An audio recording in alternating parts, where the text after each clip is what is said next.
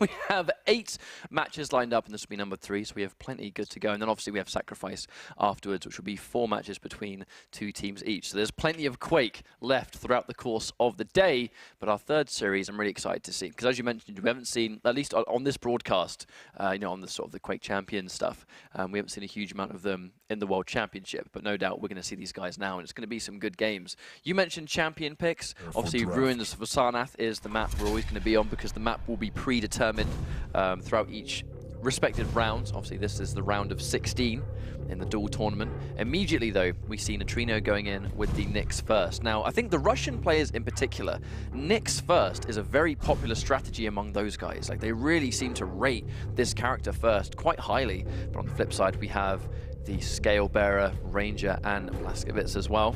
Really finding out who the third champion is. It's going to be Visor on the side of Nitrino, and Galena on the side of Strenx. Now, this interests me, because Galena we don't see much of in duel, but when we do, it's for a very specific reason. And we say this a lot, because it's kind of always relevant whenever she gets picked, but it's that area denial with the totems. Ruins of Sarnath, I actually believe it was Cypher we saw do this once before, where on this map specifically, Galena can be really useful, provided you really get your stuff set up, and that's it. You know, if you can get your totems where they need to be, and then you start controlling the power-ups, you can be quite a nightmare, you know, and duel can seem quite snowbally, where you get a frag, and then you make sure all the power-ups going in your favor, and you make sure that you're keeping control of all the weapons. Galena sort of adds an extra layer to that with the totems, you know, sort of beyond just physically being there to stop them. You then have those sort of like extra elements to stop your opponent from being where they want to be.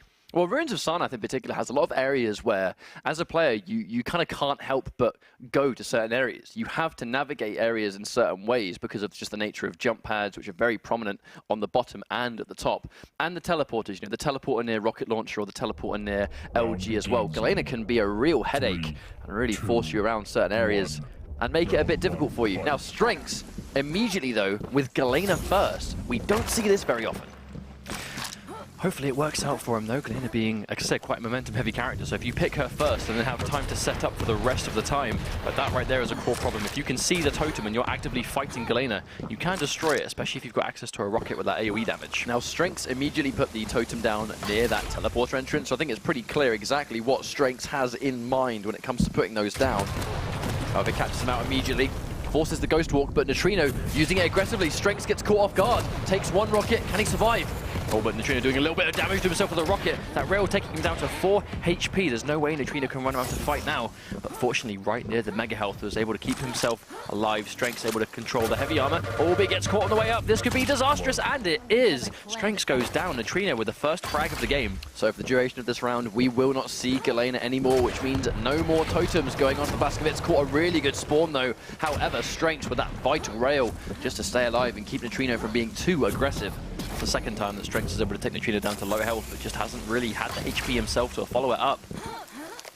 Quite a common story, I think. If you're going to take damage, at least make sure you're dishing it out just as good. But again, that heavy armor's going to spawn and Strenx onto it. Well, this is Blaskovitz versus Nyx now, though, so provided Strenx can catch her without the Ghost Walk available, that should be Shred City with the dual wield. Well, that's going to be the important element right now, is making sure that when you go in for your dual wield, make sure her Ghost Walk is down, otherwise she'll basically just completely nullify on reaction. And these guys do have reactions. It's almost part of being a good Quake player, right? It's being able to see what's going on, know where they're going to be, and then react to if they are there where you think they're going to appear. And then this heavy armor's picking up any second now. Nitrino's probably going to grab this. Yeah, you can tell the hesitation, because as soon as he picks it up, Strenx is going to hear that he's down here. Absolutely. Or maybe Nitrino's just trying to bait with it. But Strenx definitely knows a thing or two about duel. Second at QuakeCon 2011 for Quake Live. So I mean, it's in this kind of accolade going into this. No, in this kind of competitive setting, especially in duel for a Quake World Championship, which does conclude at QuakeCon. You know, some of these players, they've been there before. You know, this is not their first rodeo. Strenx quite low on health, though he has to be really careful. Nitrino quite slow and steady, but still with a very strong lead. Catches him point blank. No, he misses the rail. That could have been disastrous. And Strenx with that massive damage Superstruck, but he's still going to get the frag. Nitrino with 1 HP surviving. You know, strenx is not going to be happy about that one. I don't think strenx actually knew that he survived with 1 HP, but if he knew, I think it would just make him feel so much worse. I mean, when that happens, it's like a great situation if you're the one that survives, but if not, it's like, ah, that should have traded. And it does a lot to your morale, that's for sure. Unfortunately for strenx, though, Nitrino, a 2-champion lead right now and looking like he's not slowing down whatsoever. Well, speaking of slowing down, if Nitrino wants to slow the match down to a snail's pace, he can definitely do that.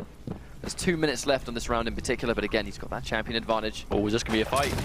No doubt. Ghost walk, so he can get out if he needs to. Oh, he did minimal damage, actually, but even though strenx did that point-blank rocket, because he's playing as Ranger, he's going to do minimal damage to himself because of that passive. Yeah, he's predicting he's going towards the heavy armor now. Can't see him, isn't going to take the shot. Yeah, not a huge amount he can do about that one. strenx getting the mega health as well. Sort of trying to ride that wall across. Definitely, you see how crucial it is to when you're being these like squishier champions like Nyx and Anarchy specifically, having that armor very important just so you can survive the big heavy weapons like the rail or the direct rockets, which we see do so much damage all the time. The thing is, Nitrino has been able to survive for essentially 1 minute already, and that's already half the work done when it comes to playing this defensive game. So right now, speaking of 1 minute, yep, 1 minute away from time out on this first round, and Nitrino with his 2-champion comeback. Straight, oh no! Yeah, he did not expect him to be there, but he didn't catch the rocket, but they do trade lightning gun for rocket, and Nitrino does take that first round. He's on the board. You know, that's a good start for him. Not a problem at all losing that trade, though, especially if it's the last champion and guarantees the round. I don't think he's going to care about that whatsoever, but still very strong and stable. Now, here we go. Back to Galena. First pick. I mean, it really seems to be important that when you have this Galena that you have time to really get that first frag and set things up. I mean, just like that, right? You know, throwing those totems at the teleporter exits, and unlike that way, it's unlikely that you're going to be walking towards that. Now, sometimes, though, with Nyx in particular, though, she can almost, like, safely navigate around the totems, because on some of these maps, she can sort of almost, like, use her wall jump to go up certain points that normally you would need to teleport, or you would need to jump pad. She doesn't need to do any of those things, which means that she is less likely to run into those totems. As you can see as well, strenx now noticed that his totem is gone, so he knows that Nitrino must have taken it out. Yeah, of course, and that's oh, he got caught off guard again, was not ready! Using that defensive totem again, just at the very least, just waste a rocket. Or stop Nitrino from chasing him down there. You can see how little health Nitrino has. He's gonna get killed by a totem if he stands in it at that life. Maybe not now he's got the armor, but bear in mind, I mean, a totem does 75 damage, right? And you look at Nyx's max health, which is very much around a similar number value. So if she runs into a totem with no armor, she can almost get one shot if she steps on a totem at a bad time. Oh, that rocket coming through, not going to connect though. He's going to take the careful. Misses the rail. I mean, he doesn't have an LG, so this fight's going to be rocket launcher and rail or bust. I was just about to point that out as well. Actually sitting on the totem, really good defensive play, preventing Nitrino from getting too close. And the rail to snatch it away. And now strenx with a frag on board instead. Oh, we can hear the scale bearer charge. Oh, walks straight back down into his path, but it does run out in time. And he takes it down. Wow, wonderful round from strenx. Galena doing so much work right now, and the totem's up now, so he can go for the health if he wants to. Again, denying that jump pad. Bear in mind, it's going to be Visor. He's not going to have that sort of air movement that some champions have. If he jumps into that totem, it's going to be big damage, especially now he's just eaten a rail as well. There were 2 totems in play. I think he's destroyed one of them. Yeah, the one near the other teleporter exit, but the one down near the launch pad, near the heavy armor is still available, but might not even matter if he can connect this rail, though. Nitrino with barely any health left whatsoever, but strenx unfortunately missing 2 of them. But it's very useful for Galena in some areas as well. There, look, just look at the fact she's instantly back to 100 health before she even starts to fight for this heavy armor. She may have not been able to tank that rail if she got hit before she used the totem, but because she had the heal, that self-heal that does so much for her, it was a very pivotal decision and runs into a rail as well. Galena looking pretty solid on this map, I have to say. Hey, strenx woke up big time. I mean, the work he was putting in there with the rail by itself, but just like you said, right, utilizing that champion utility, that totem, the area denial, but mainly, more than anything else, the heal. The heal is what prevailed there in that round. Absolutely. It topped him up so many different times. But in instances where it's like, right, well, this champion's weak, and now they have to run and almost go for like a predictable pathing as they navigate and try and collect those 25 health or the 25 armor. But in this case, she can basically give herself a lot more health than a regular pickup whenever she wants.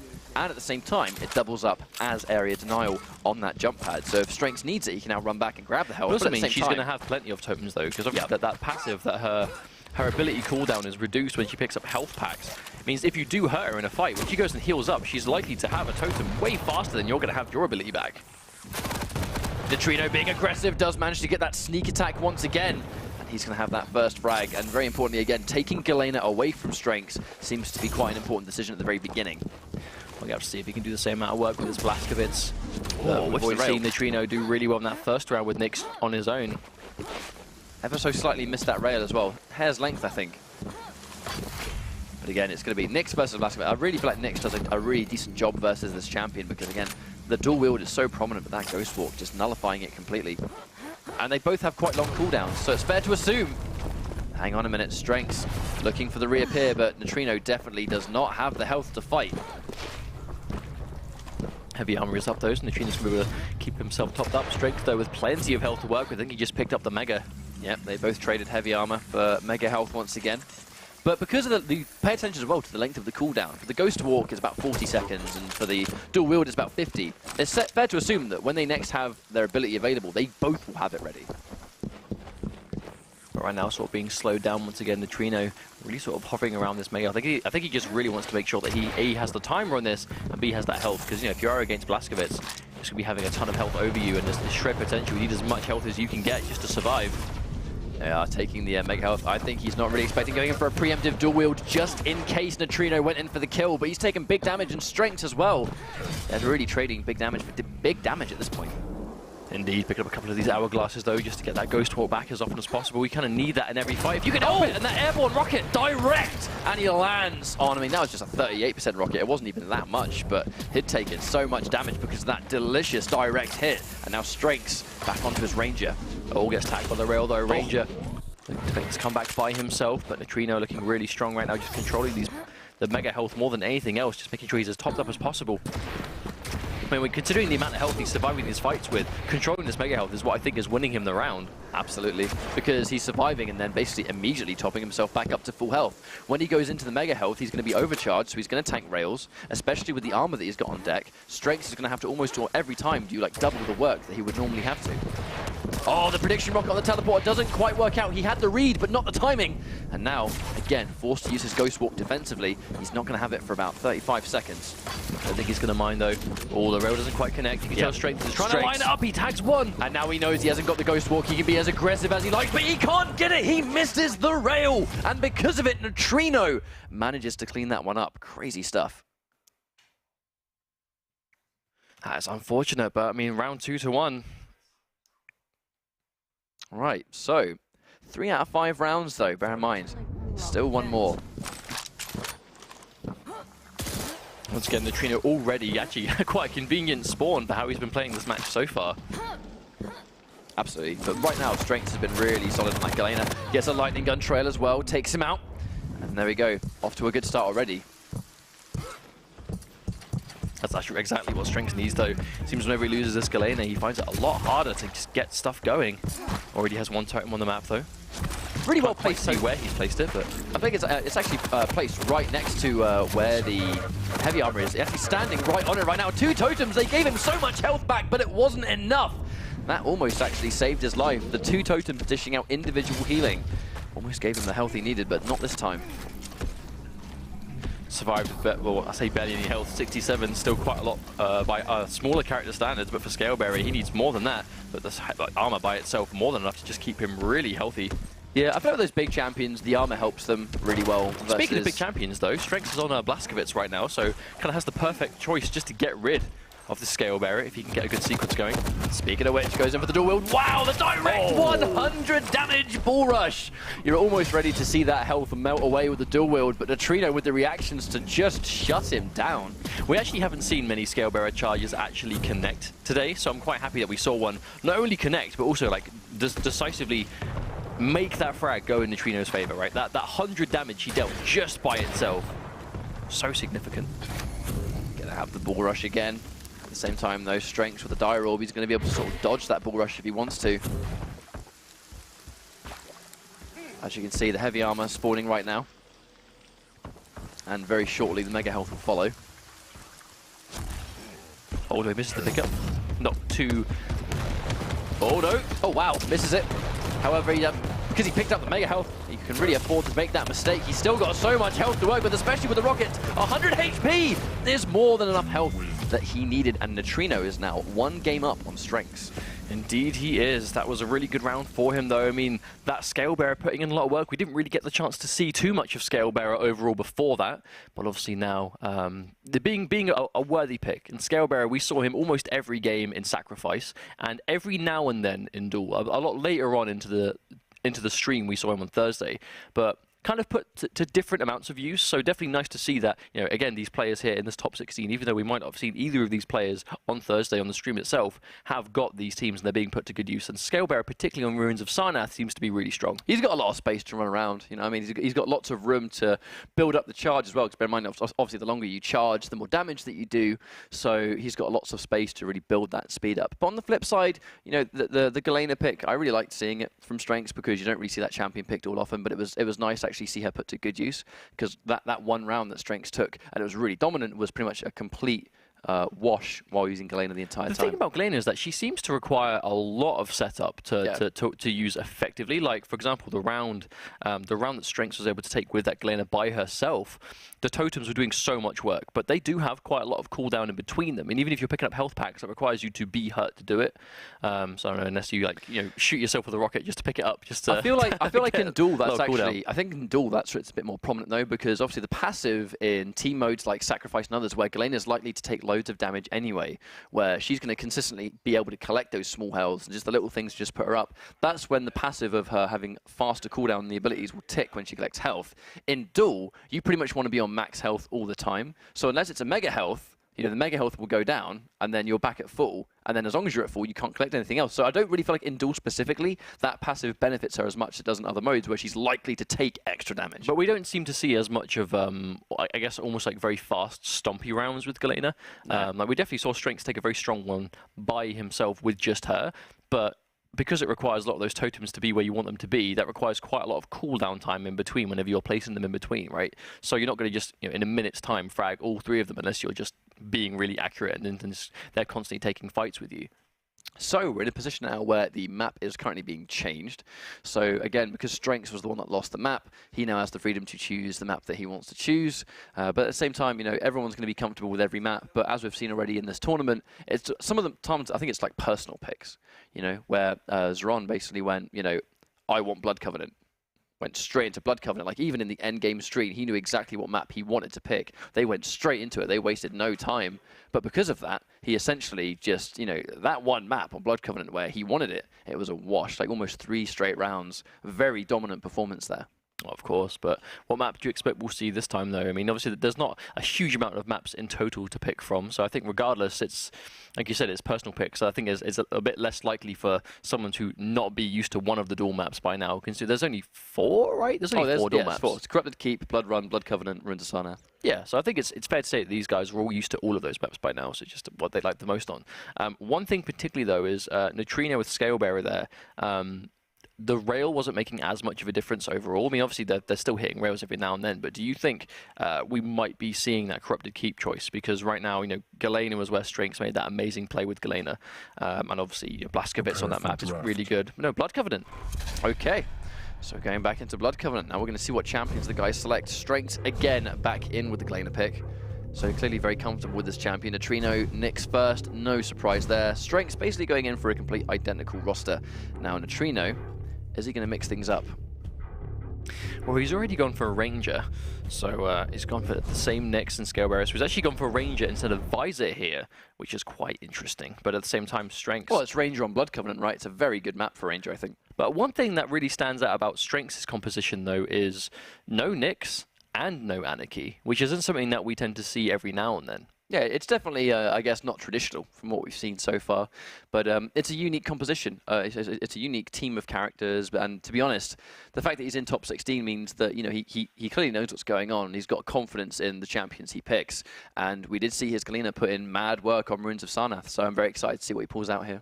I actually don't think we've seen Galena on Blood Covenant yet. I think we are yet to. I think we're yet to.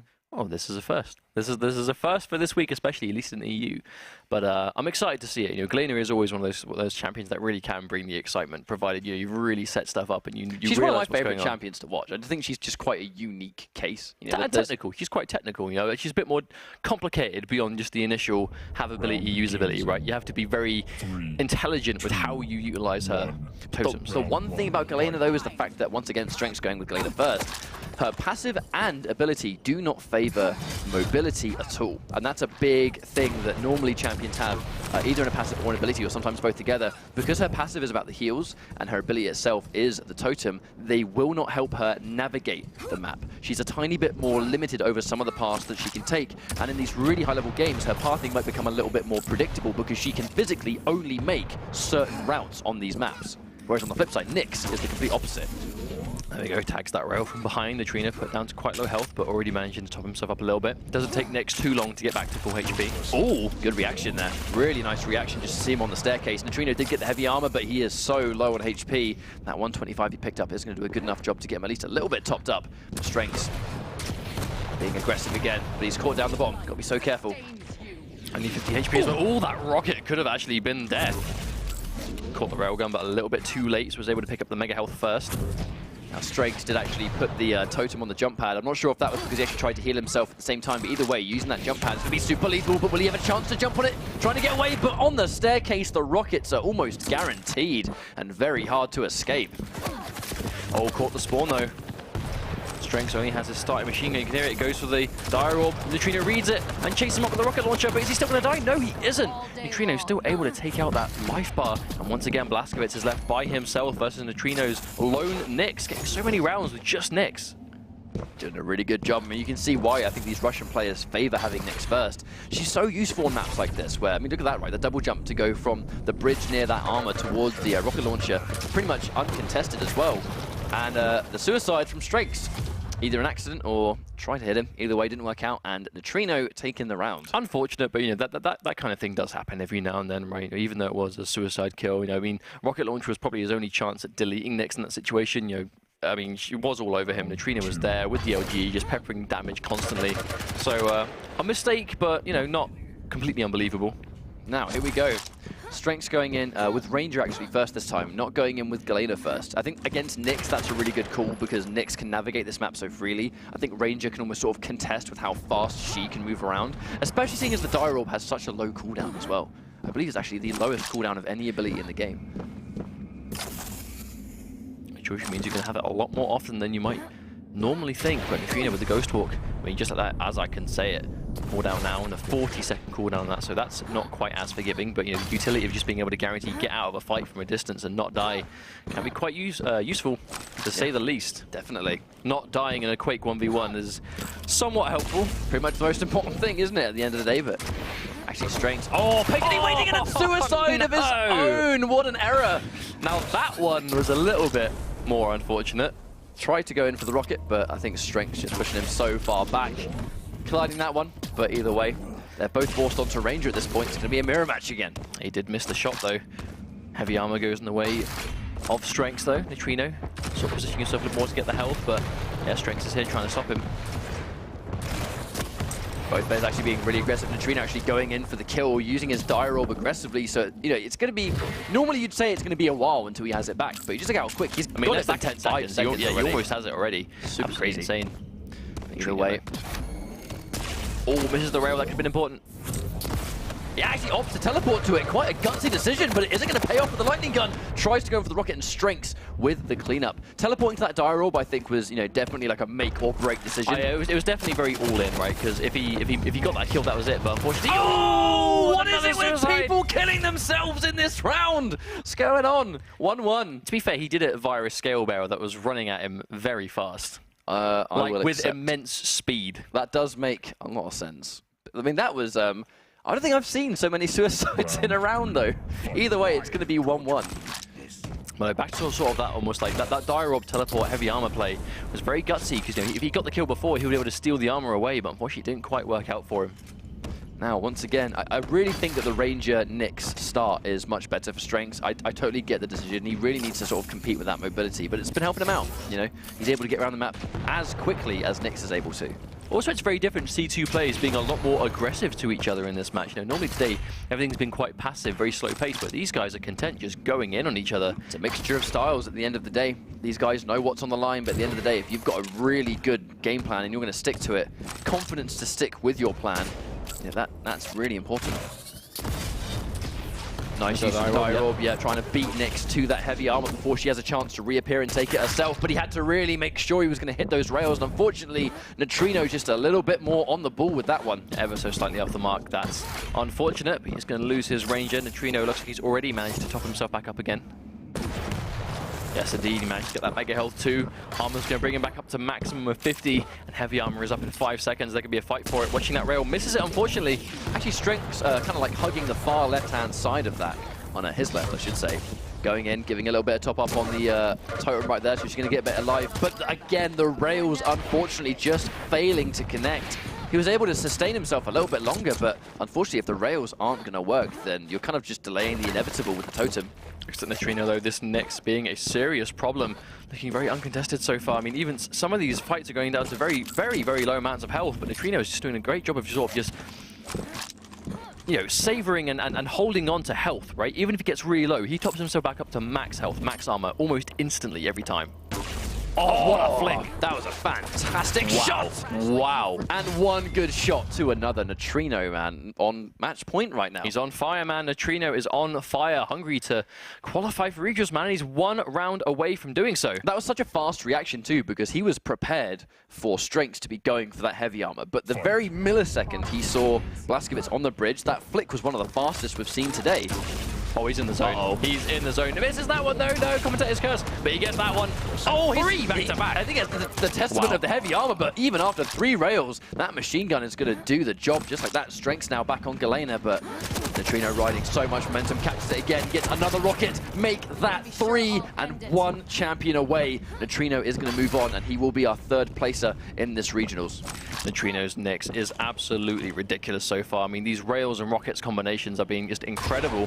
It's the gameplay of someone who's really hungry to qualify. 30 seconds. We're just over 30 seconds into this final round, and Nitrino, this is aggression we haven't seen today. I was just saying, this is gameplay of someone who's really hungry to qualify. He wants to be that 3rd qualifier. Only 1 champion potentially away from him actually doing that, especially with the rampage he's on right now. Looking to be on real top form. He's got the high ground. This is going to be hard. strenx has to get away. He's going in for the kill, and he does! Wow, that final rocket is all he needs to get it through. Wow, Nitrino on fire. That was a really well-played match by Nitrino. I mean, it just, as each round went on, I just feel like he started to sort of almost feel himself a little bit more and more, to the point where in that final round, it was just 3 champions straight in basically like a minute's time. But he will be our 3rd qualifier for the regionals for EU, deciding who's going to actually make it to the Quake World Championship at QuakeCon. So he can almost, like, you know, he can almost sort of sit pretty now. He knows that he's got the comfort to just wait while the rest of his competition is now trying to qualify in the other 3 weeks. He can practice in his own time, and he can study the rest of the competition. I like how we're almost getting to a point now, though, that some of these more successful players today are really starting to shine with specific champions, right? Even though they do seem good with like an overall team, they have that first pick, and they seem so confident. Like, you know, Nitrino on Nyx, Noctis on Anarchy, you know, Zron, Ranger. Like, you mean, that 1 HP survival was pretty clutch. Absolutely. As you can see right here, just Ruins of Sarnath was a really good match for Nitrino, but I think the second the map went to Blood Covenant, he really started to come online, I think. And just like that mid-air, like some of these really clutch shots that just did the magical amount of damage he needed, like right here as well, sitting among 2 totems that gave him health, and it still wasn't enough because Nitrino just was on the ball with his rails. That right there was really unfortunate as well. That was 191 damage straight away. 100 charge, 91 rocket, immediately followed up. And then that suicide was most unfortunate because he shot it right before he just got railed, and that was another one. Yeah, but that was Scalebearer's fault, really, if you think about it. It was point blank. He body blocked it and kept it from going, but that was a really good shot as well. That last minute flick, and you got the rocket. But as it's just a really good demonstration, I think, of just how well Nitrino played this map. I mean, he tanked 3 rails here. I mean, even before that replay, there was another rail before that as well. So although the Galena pick didn't quite work out, I'm sort of happy that we saw a little bit of champion variety. And again, no doubt that we're going to see strenx again in coming weeks.